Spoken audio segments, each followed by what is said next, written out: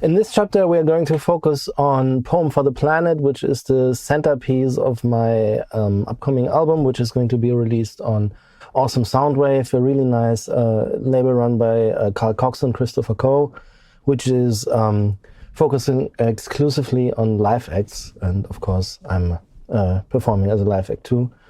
And yeah, this is an interesting piece, I think, because it's a little bit different from what I've been doing lately. You may even think you're catching me on the wrong foot now, because I've been talking so much about minimalistic workflow and working with few elements and things like that. And this track in the whole album indeed is a little bit different, because it has a different concept than my typical 7-8 minute club tracks with a quite well-defined format. And so the album came about in a way that they asked me to do it, and they or asked me to do a release, and I said, cool, great, let's do this. And then they said two things: they want an album and they want long tracks. And my first thought was, there's no way this is going to work, because where do I find the time to make it? And long tracks is something I wasn't really that used to, with the longest I did up to that point probably being something like 9 minutes or so.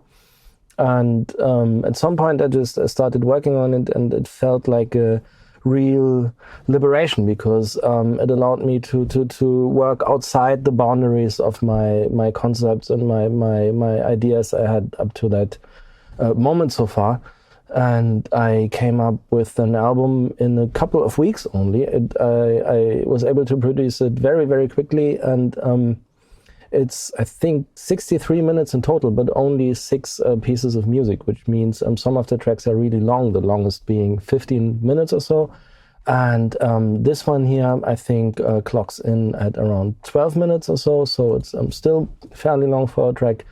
And that means, of course, it's techno in the wider sense. Of course, it's playable, but it works a bit outside the boundaries of a typical length of an intro, the typical length of a main part breakdown, like the normal arrangement concept of a club track is definitely expanded in this one. And so a couple of things for this album are very typical, I think, and one of them is that I really I have long intros and outros for the tracks, which really allow me to get into the mood and get into the groove, and it's almost like painting a musical landscape in a way. It's a journey with many twists and turns, and this also results in quite a few elements. It looks more than it is. I think it's still, I would say, less than 40 channels, around 35 maybe, which is pretty much the maximum of what I've been doing lately. Most of my tracks have around 20 channels, I would say. So this one definitely has more, but the reason for this being is that these musical landscapes in the intros and outros I used to paint with a lot of elements like tape echo loops that fade in and fade out, and stuff that's really sound design in a way, and all of them have their own channels, obviously. And this results in a quite complex production and a high fairly high track count for my normal work. And yeah, still we talk about the same number of main elements that I would normally have in a track, with one bass line and one vocal and one main chord and one lead line, and the rest is basically sound painting stuff to support these elements. And I want to take you on a little journey with me now to have a look at all these details, and so that you can get an idea of how these pieces have been constructed. Another thing I want to say very early on is if you look at the project, and for instance, this here is another DFAM noise percussion channel. You see it's fairly long stretches of recordings. This is something very typical for me for the album, that I sometimes only did first takes, and then I did some minor cuts and edits to repeat parts or cut out the bar that I didn't like. But yeah, I was just basically recording the main elements from the beginning to the end in one pass, and then moving them around a little bit and refining them a little bit. But there's a lot of spontaneous energy conserved in these elements, and sometimes it's quite wild sounding also.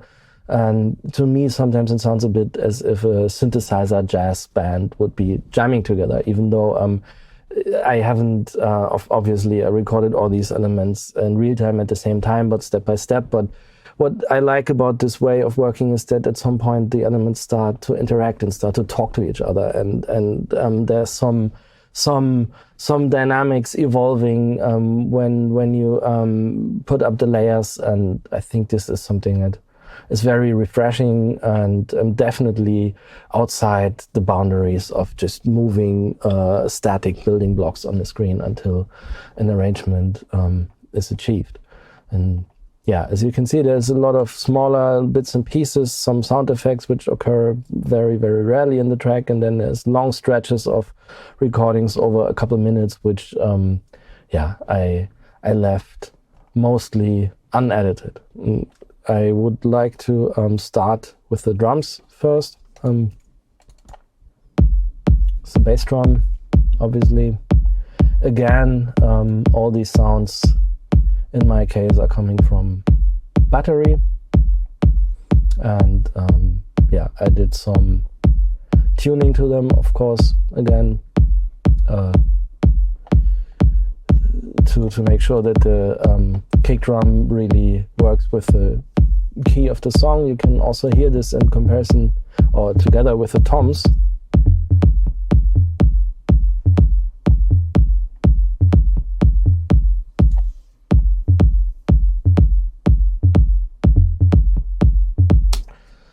This, of course, is a groove and is a rhythm, but the tom is pitched exactly 1 octave higher than the kick, and so we have this kind of bounce in between them, which is not just a rhythmical bounce, but both the kick and the tom together form some sort of bass line already. And this is, again, very, very typical for my work, that yeah, I'm precise with these elements, and that I'm making sure that all these bass events are not only working as rhythmical events, but also as some sort of musical note. You can see that there's a little bit of EQ on the kick drum. I just took a little bit of the high frequencies away because I found it a little bit too aggressive and too clicky. And the result is this. Sometimes you would do the other way around and add a little bit of click to the kick when you have the feeling that it's too warm or too dull sounding. But in this case, with so much going on in the track, I really wanted to make sure that every element is just taking the space that it needs. And then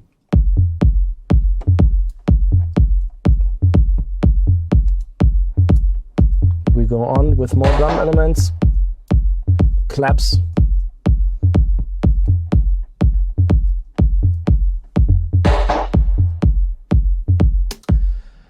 For a long time, I tried to avoid claps in a way. I'm kind of breaking this habit a bit because having a clap on every 2 and 4 of the bar is, of course, something that's very powerful for the groove, but claps are also very, very huge sounds with a wide frequency range from maybe 150 hertz or so all the way up to the highest frequencies. So I always have the feeling that when there are too many claps in a track, then there's no space for the synthesizers. And so I generally tend to maybe not completely avoid claps, but in this case they don't come so often, and it's more of a rhythmical accent that kind of highlights the dynamics of the track, but it's not the solid part of the groove that comes every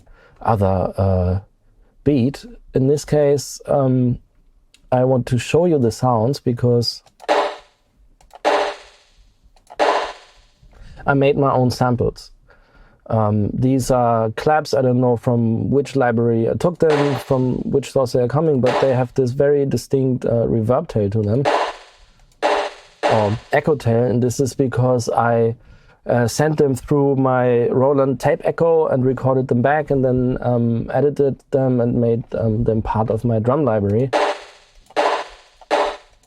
And this is something I'm doing a lot, that I'm creating my own drum sounds for a track, or in general maybe I'll use them on another track at some point also.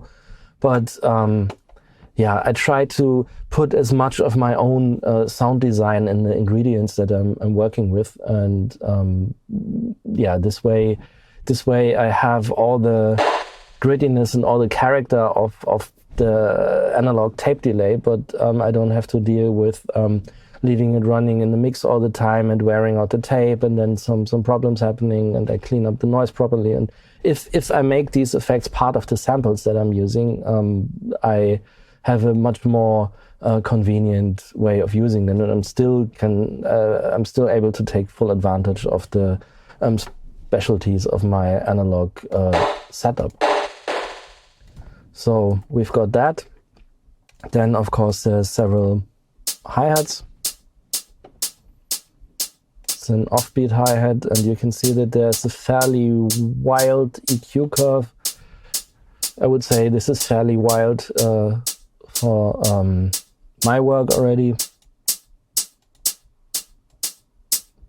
The pure sound was a bit too harsh and aggressive for me, and you can see some resonances going on there. And so what I did here is I filtered out these resonances to make the hi-hat more of a smoother sound, to make it more even, to get rid of these spikes which are coming out.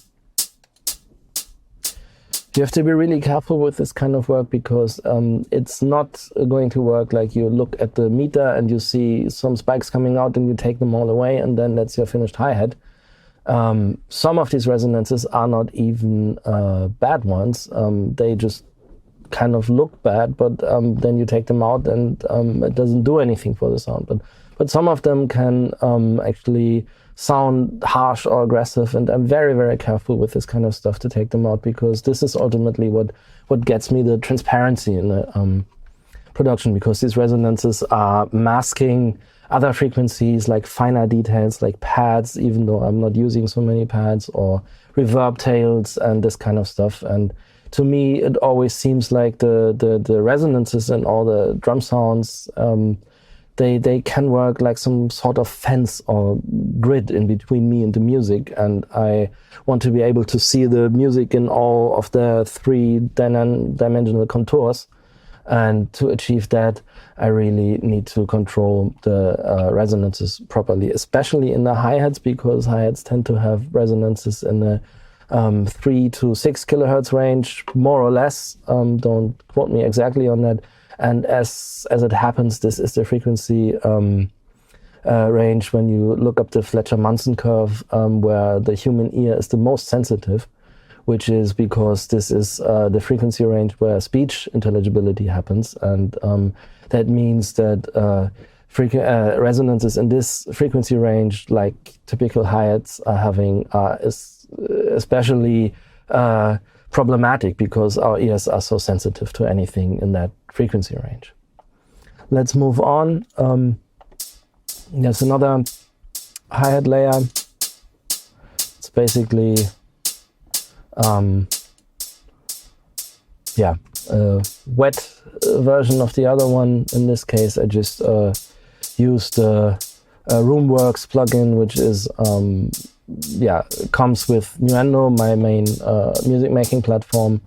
And I like this sometimes because it's not very natural sounding, but it has some sort of an electronic vibe to it, which I can not really explain that well. But it's just with these types of effect, it's not always about having the most lush, most beautiful, most natural reverb. Sometimes you just want to have something that sounds characterful or special. And then it doesn't matter if the plugin didn't cost anything or if it cost a couple €100. What matters is that it has a certain kind of character, and yeah, this was the case here for me, and this is why I was using it. 16th note hi-hats.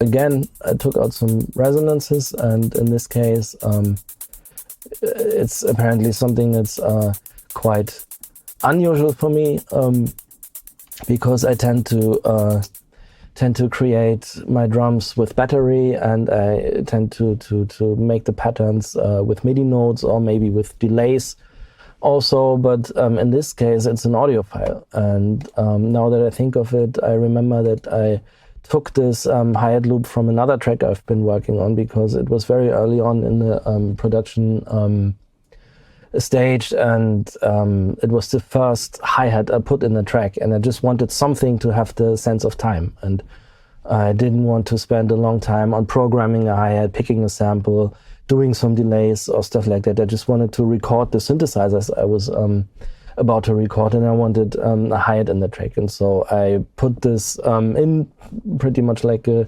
placeholder, and then I ended up using it for the final track because it just worked. But you can see it's in between all the hi-hats is the only one that actually is an audio file on an audio channel. All the other ones are MIDI events. The same goes for the right, which does some sort of a groove pattern here. Again, you see me filtering resonances, which especially with right cymbals is very important, because they can have super annoying resonances.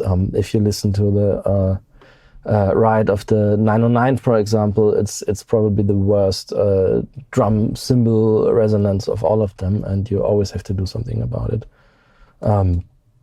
Yeah, typically my tracks also have a couple one-shot sounds in the drums. There's another ride that only comes every, I don't know, every couple bars as a little bit of an detail or an accent to highlight a certain thing. And with the combination of all these elements, we have a drum groove. What's really audible is the space echo tail on the clap. So this again is not an effect I put on the mix, it's an effect I put on the sound already. And this is in keeping with my whole concept of making the sounds stand out by themselves already. So even if this is a typical saying, this concept of fixing it in the mix, I don't really believe so much in that. I'd rather fix it in the arrangement, I fix it in the original sounds, and when I have great material to work with, then I don't even need to do so much mixing.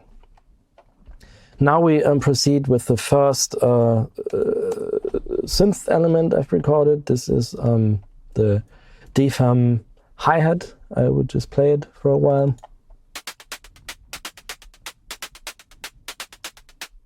You can create these groove patterns quite fast with it, and the track gets so dynamic when you then start to move the envelopes and the filters. For instance, in this part, if you listen to what I did here,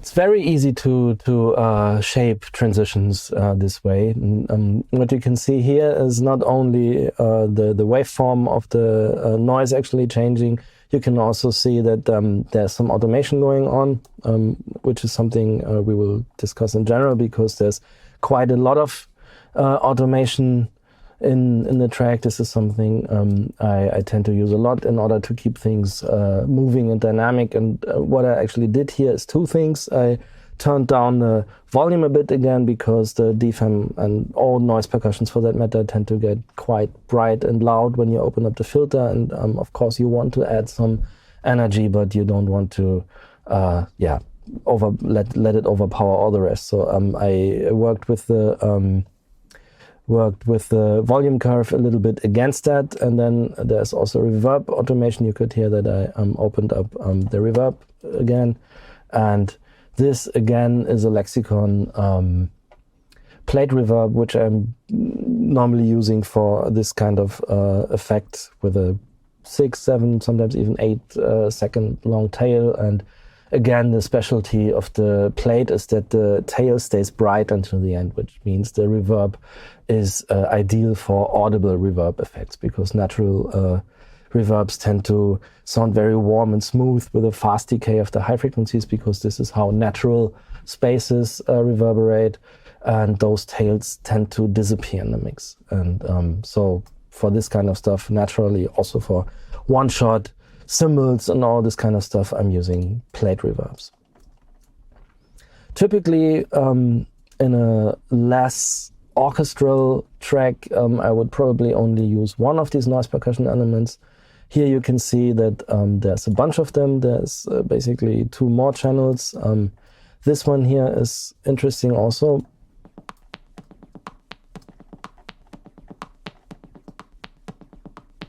That's the ARP 2600, which here sounds pretty dry. And in the next part, I think,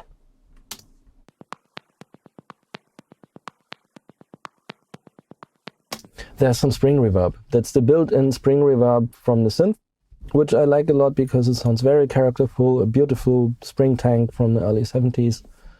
And again, this is the type of effect that I love to record with the element, because for me it's part of the character of the sound and part of the vibe that I want to create. And for that reason, there's no reason for me to just add it later on. It's part of the character, part of my sound design, sound painting effort. And so yeah, I definitely would record these elements whenever I'm using them.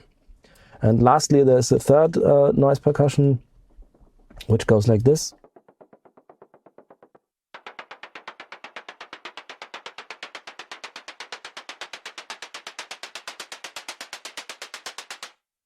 This I did with the Moog modular, and it's the element. It's kind of like the cherry on the cake, so to speak. It adds even more dynamic and excitement in certain build-up parts to the DFAM noise percussion, and if we play them all together, it sounds like this.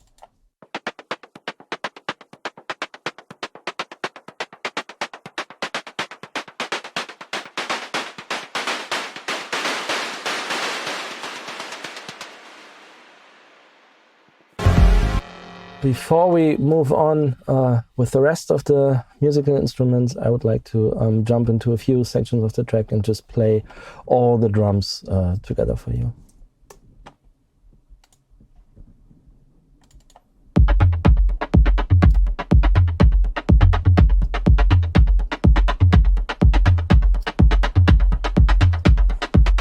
You can hear the spring reverb still.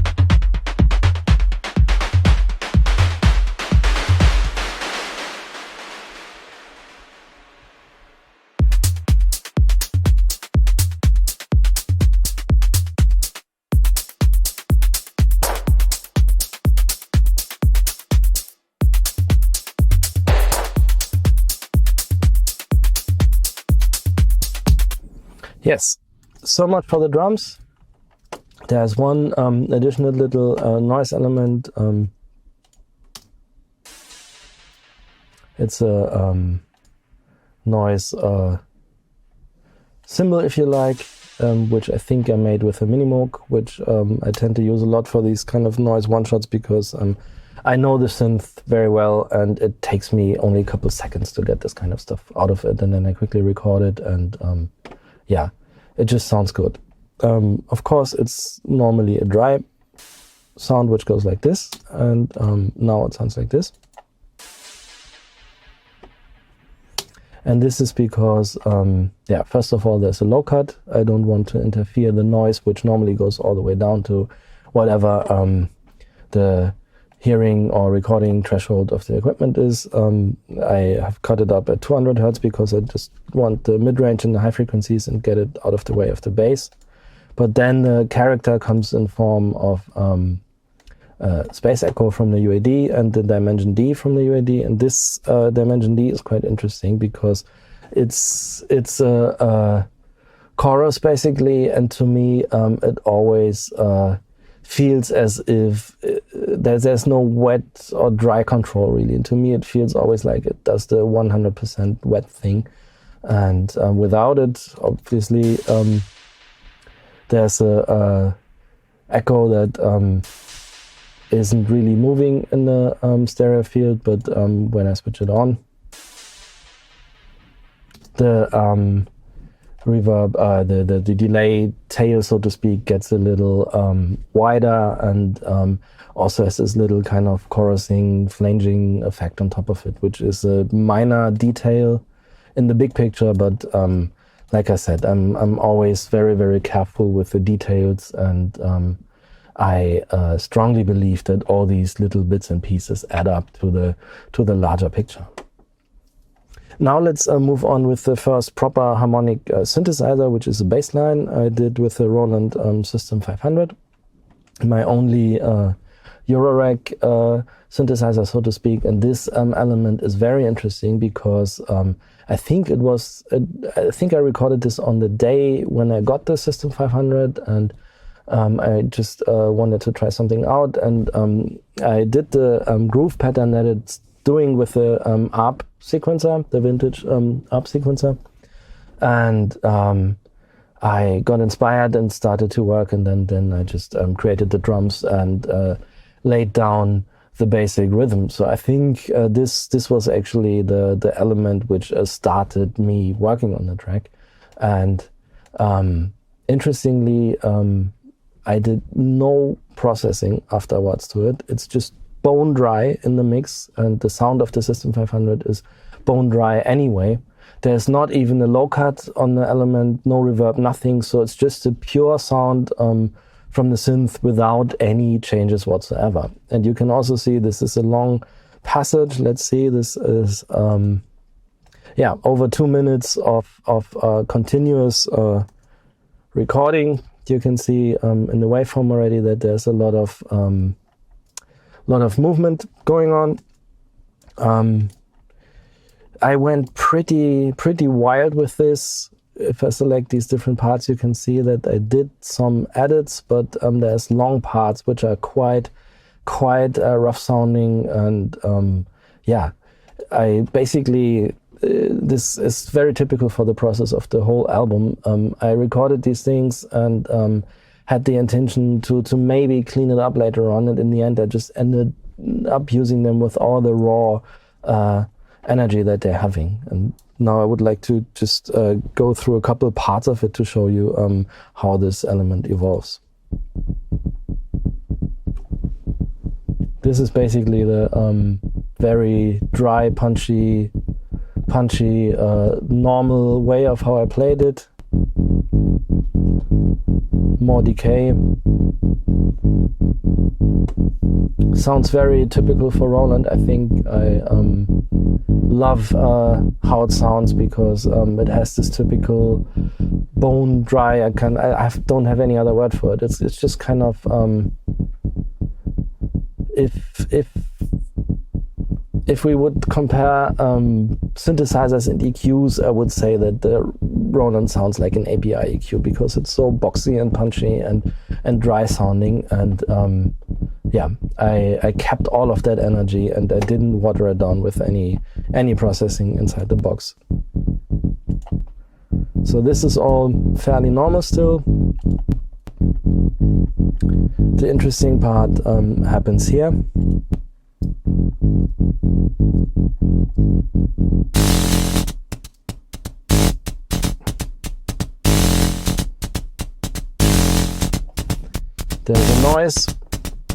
There's a noise now as a part of the synth, and I'm playing with the release of the sound. And yeah, I just did this in one take, and I think there wasn't even anything else playing at the time, and I just went with the groove and built the rest on top of it, and I ended up keeping it like it is.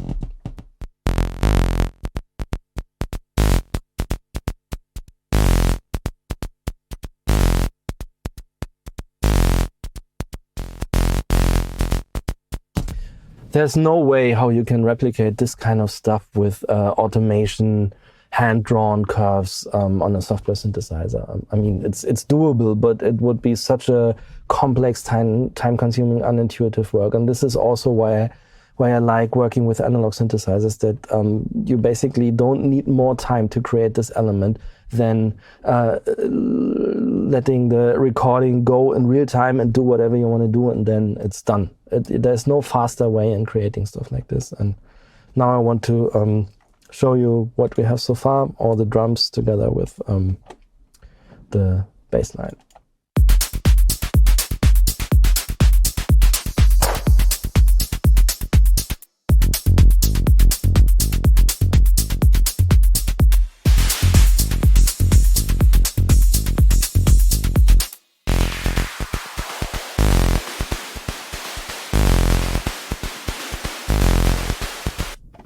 A very important part in my productions are some bass stabs, one-shot elements,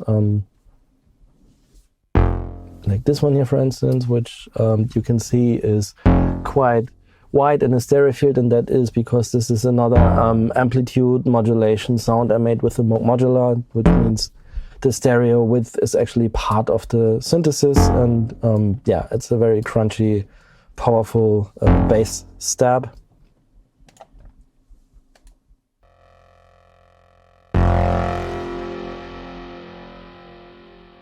Which I layered with another one, and this one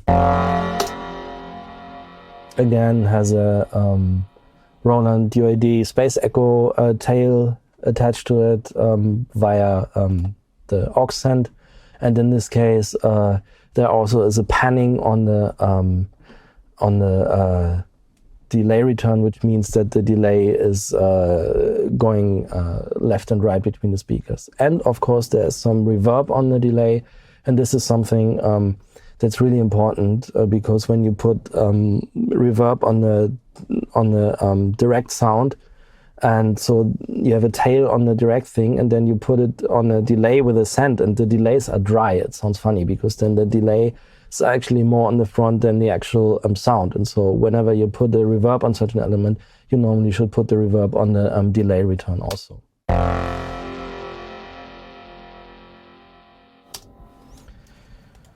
Then there's another stab element. This one here, these are single bass hits I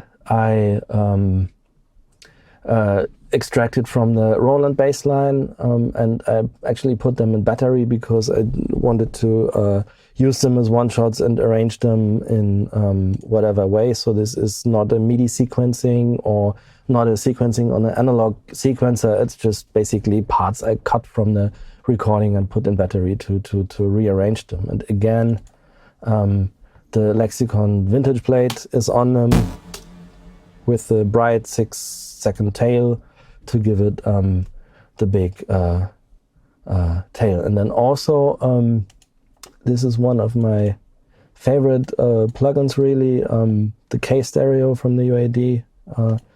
I play the dry element for you.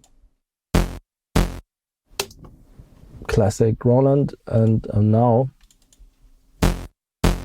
you can see some stereo width, and this is because this is basically an early reflections processor, which adds the early reflections of a reverb without the tail. So you get a sense of space, a sense of width, some aura around the sound without a washed out reverb tail that muddies the whole project. And so this is a very subtle but nice tool to create some depth in the production without dealing with an audible reverb tail. Also on top of this step arrangement comes this, which is something that I really like.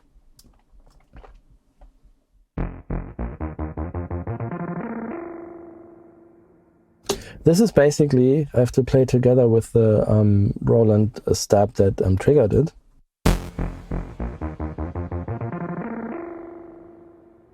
I recorded this with my two Muga Fuga delays, and they are synced to MIDI, which means when I don't sync them and I change the delay time, they just change the delay time freely. But when they're MIDI synced, they jump from one musical value to the next one. And this is why you have a delay here that gets faster, but jumps in musical notes. And I really, really like this effect for a transition. It sounds like this in the overall context.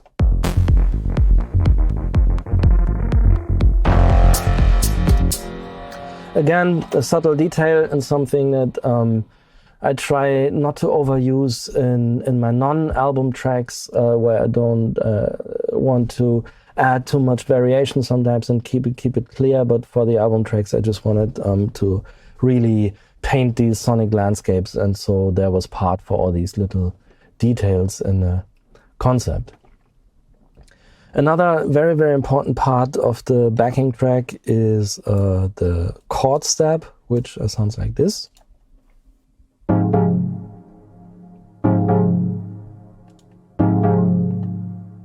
And it also goes a little more crazy in some parts.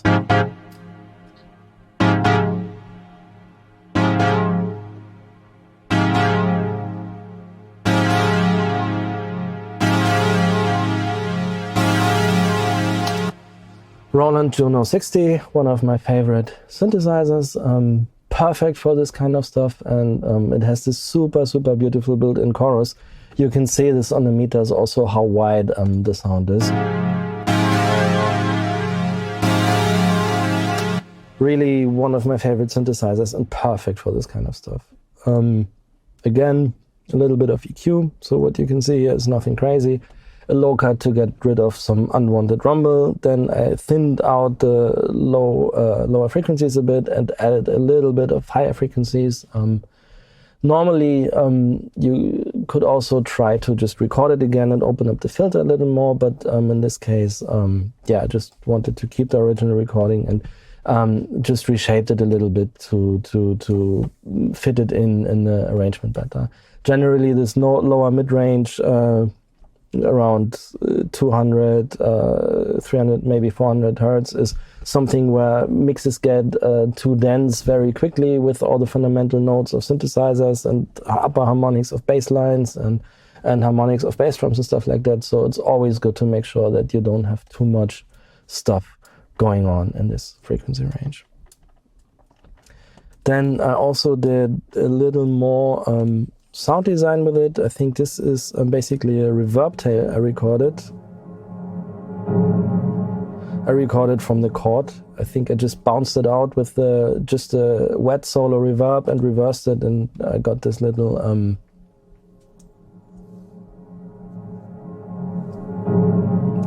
piece here, which adds as a little it's a little sound effect I put in. Now, proceeding in the arrangement, we have a Minimoog lead, which sounds like this.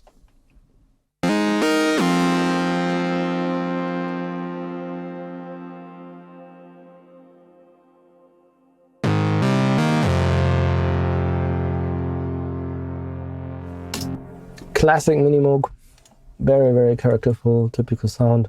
Again, just a low cut at 35 hertz, and that's it for the internal processing, except the plate that we have been seeing on so many other elements. And then there's an Echo Boy, which adds a little bit of delay in the stereo field. Also, this sound is mono, of course. The Minimoog, one of the classic synthesizers with a monophonic output. And what I sometimes do with it to make it wider is I just layer it. Technique that's when you deal with vocals or other acoustic instruments, it's very common to just layer vocal harmonies to give it a more thick sound, and I sometimes do this with the Minimoog also. What you can see here is the same thing. It has a MIDI interface, so it's not a problem to record the same thing a couple of times. And what you see here is 3 takes of the recording. The topmost one is in the center, and then I panned one hard to the left and another one hard to the right to just give it a bit of an even thicker sound, which is like this.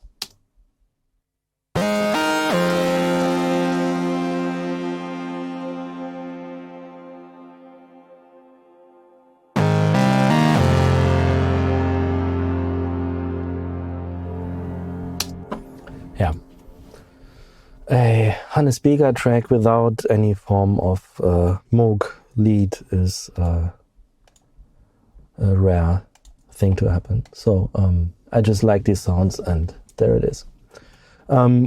We also have a sequence here which came from the modular. It sounds like this.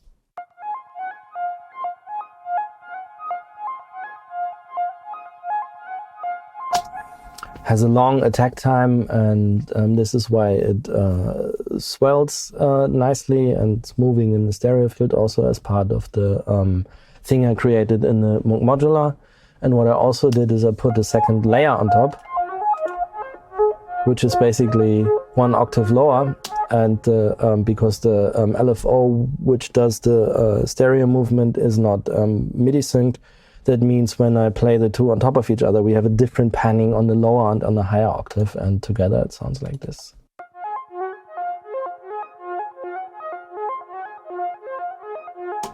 Almost like a flute. It's a very alive sounding thing, and what you can see here, this is again some effects automation with a send.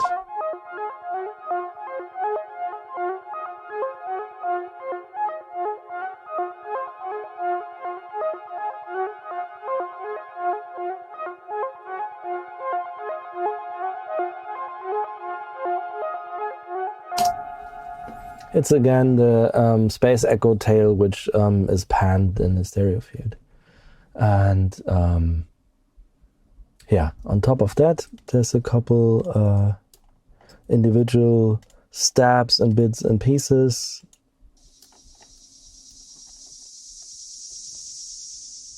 Some Roland tape echo I recorded.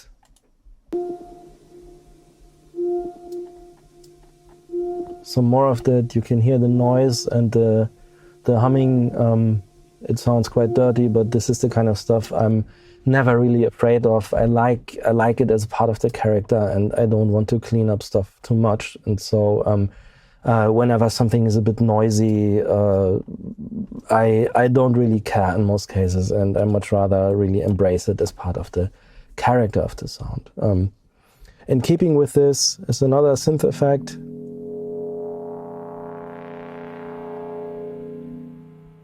ARP 2600, with its unmistakably, it's kind of almost, the filter is almost vocal in a way, the format it does. I really like this synthesizer. And then we're almost done with the individual bits and pieces. There's a string. This I recorded with the Prophet 6. It's a sound, if you listen closely, you can hear this in many of my tracks, in breakdowns or highlighting certain main parts or so. It's a quite brittle and broken sounding string, which I like a lot because it has this kind of spooky atmosphere to it. And yeah, one of my favorite Prophet sounds. And yeah. I don't remember exactly in which tracks I've used it, but probably it's easier to look for the tracks where I didn't use it. So one of my standard elements, I would say. And then finally, there's one more string.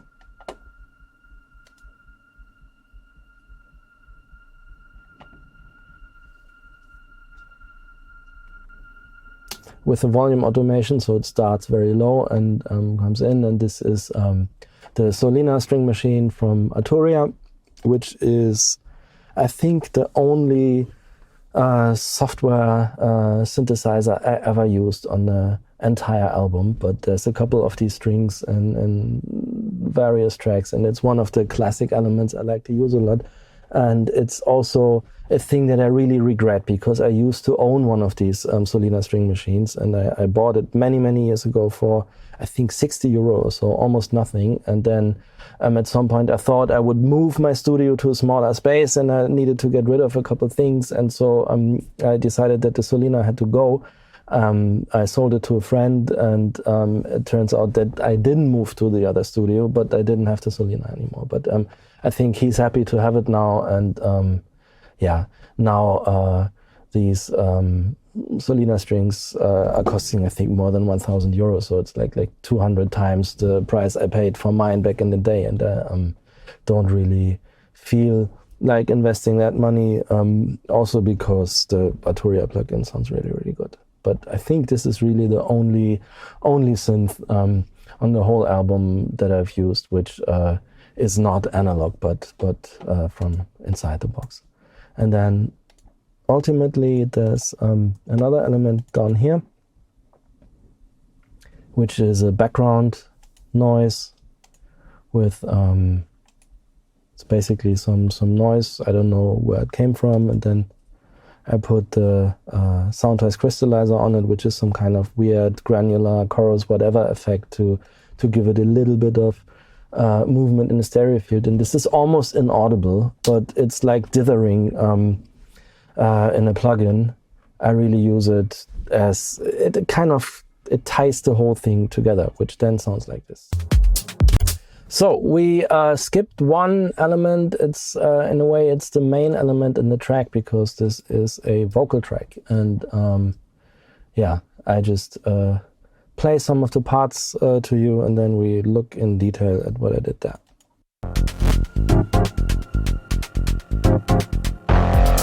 It's one of the most remarkable contemporary voices, I would say. I first heard something she did, I think, back in 1998 or so, and since then I wanted to work with her because I really like what she's doing. And for this album, it finally became reality, and we could do something together. And I'm very proud to have her vocal on the track. And yeah, it's great for a number of reasons. First of all, I like the way how she performs. I'm a huge fan of her lyrics, and I wanted to do most of my tracks when they have vocals. It's normal singing vocals, but I always wanted to do a spoken word type thing with a little bit of a groove. And for this kind of style, I think there's no one in the world who does it better than she does. And so I'm really happy to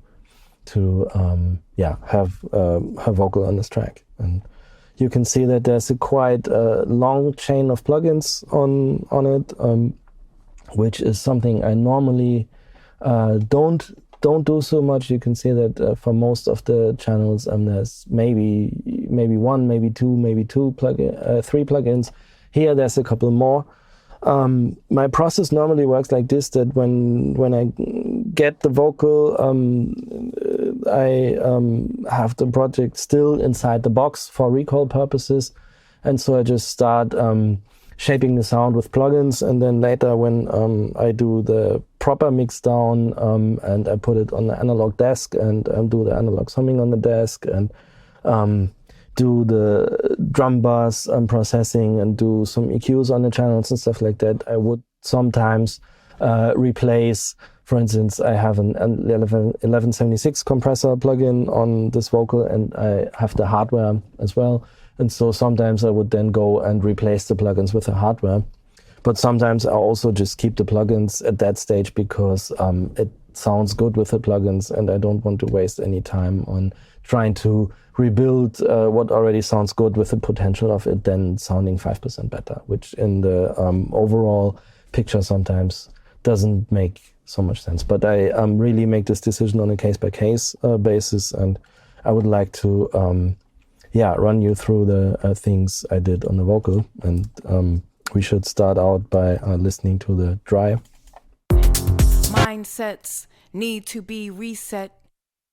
redesigned, unwind from this mortal coil. So that's the pure vocal.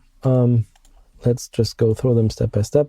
First of all, the low cut, 100 hertz, because I think the original vocal was really fairly untouched in terms of processing, and you have also all these plosives and maybe some the mic stand is vibrating a bit, and this generates some excessive low frequency. So I again try to clean this up. Mindsets need to be reset, redesigned, unwind from this mortal coil. The 1176 probably is my desert island compressor, because I don't know any other compressor which is so powerful in keeping very dynamic signals at bay. And there's a reason for that that says 1176 limiting amplifier.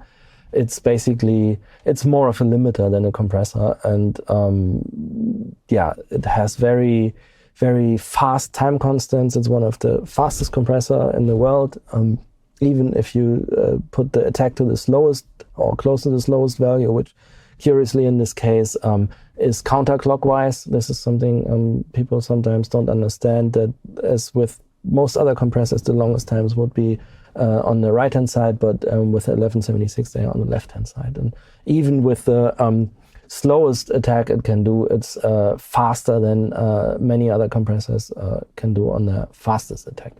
And so it really works as a limiter, and is very good tool to keep strong transients and loud parts of the signal at bay. Mindsets need to be reset, redesigned, unwind. A little bit of de-essing on top of that, which is often necessary, especially with Ursula's voice. Also, the sibilants, the S's and T's and all this kind of stuff in the voice tends to get exaggerated by compressors. Not so much with the 1176, because it's so fast that it can compress even a very short T transient, where other compressors would be too slow to catch that. But still, I like to work with de-essers, or sometimes even manual de-essing with the automation a lot, to get rid of problematic bits and pieces. And I would rather dynamically take out the problematic parts and then lift the highs a bit to make it overall brighter again. But then it's a more uniform, more even sounding element. So especially when working with spoken word vocals, but also in general, oftentimes de-essers are a very practical tool. And in peace. Then I've been using another plugin, which I also have in hardware form. Plant your heart and feet in the soil. Thermionic Culture Vulture, which is basically a saturation and distortion processor. Need to be reset, redesigned, unwind from this mortal coil.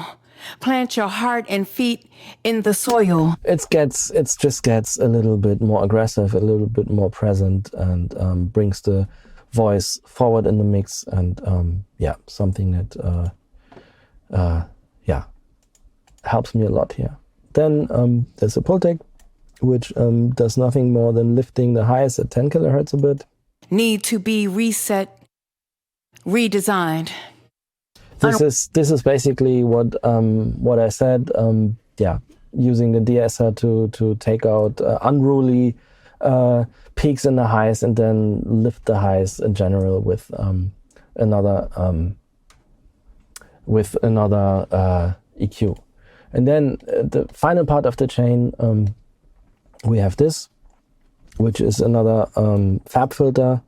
This is a bit unusual here, because I normally would not advise to use that many EQs on one single sound, and I'm also cautious to use the same plugin several times on the same channel. But there's a very very good reason for me for doing this, because compressors and distortion processors, no matter whether they are plug-in or hardware, tend to establish some low-end rumble in the signal. And so I just wanted to clean this up with another low cut at the end of the chain, because the low cut in the beginning, of course, by the time that there's additional low end coming through the chain, the low cut in the beginning can't really deal with it. Still, this low cut is important because it makes sure that no unwanted peace and boomy bass plosives from the vocal trigger the compressor in places where it shouldn't be. So there's actually two low cuts on this chain which are working together. In the soil. Then I also did a little bit of EQ to fine-tune the result at the very end. On top of that, we have a little bit of effects going on. There's an Eventide plugin which in the soil, 'cause these old ways ain't loyal. Plant your heart and feet in the soil. Which again gives a little bit of stereo width, and then also ultimately there's also some reverb. Plant your heart and feet in the soil, 'cause these old ways ain't loyal. Plant some new shit. It's an EMT space heater, as it was called. A great sounding plug-in modeled after the very first digital reverb that was ever made in, I think, 1976. Really, really good plugin, and as a result, all this sounds like this. Deadline. No time.